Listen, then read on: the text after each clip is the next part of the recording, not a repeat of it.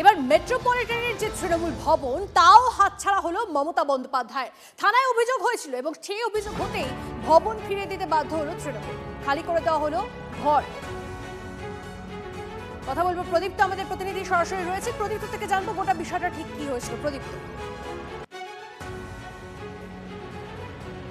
দেখো, গতকাল রাতে দেখা যায় যে এই যে তৃণমূল ভবন তার 4 এবং 5 তলার জিনিসপত্র, যে আসবাব সামগ্রী, সেগুলো খালি করা হচ্ছে। তুমি দেখতেই পাচ্ছ সেই বিল্ডিংয়ের একেবারে ওপরের অংশ।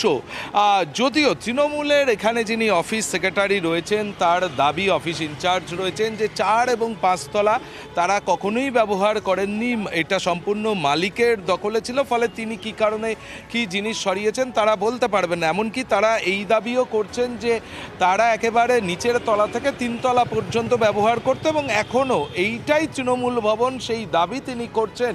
যদিও যে ছবি তুমি দেখতে পাচ্ছ, আমার সহকর্মী তুষার ঘটক যে ছবি তুলে ধরছে, তৃণমূল ভবনের যে সবুজ অংশ, রঙের সবুজ যে অংশ রং করা হয়েছিল, সেই সবুজ অংশে কিন্তু সাদা রং দিয়ে ঢেকে দেয়া হচ্ছে, এবং এখানে যে কর্মীরা কাজ করছেন, এই রঙের কাজ করছেন, তারাও সেই কথা বলছেন যে সাদা প্রাইমার লাগিয়ে দিতে বলা হয়েছে, তবে নতুন করে কি রং হবে এখনো পর্যন্ত তারা জানেন না, এবং সেই কাজ চলছে।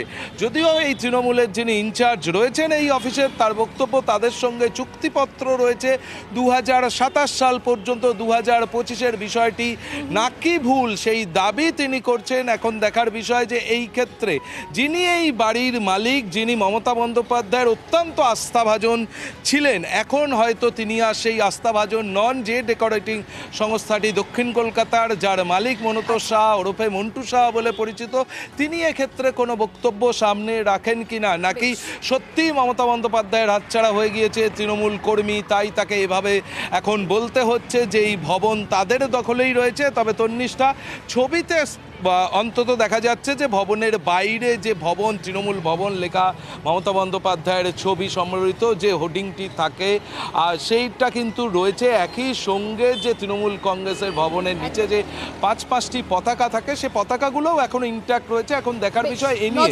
তৃণমূলের কেউ পার্টি অফিস নিয়ে নিচ্ছে, কেউ পার্টি নিয়ে নিচ্ছে, কেউ অ্যাকাউন্ট নিয়ে নেবে, কেউ কোম্পানি নিয়ে নেবে। পিসি ভাইপো যা করেছেন, মানুষের যে অভিশাপ, না তার পরিণাম হচ্ছে এটা। নিশ্চয় হয়ে গেছে না। আমি বলেছিলাম পার্টি ভেঙে যাবে, দুজনই থাকবেন, এখনও দুজনই আছেন, বাকিরা আছেন, তারা যে কোথায় আছেন কিছু বোঝা যাচ্ছে না।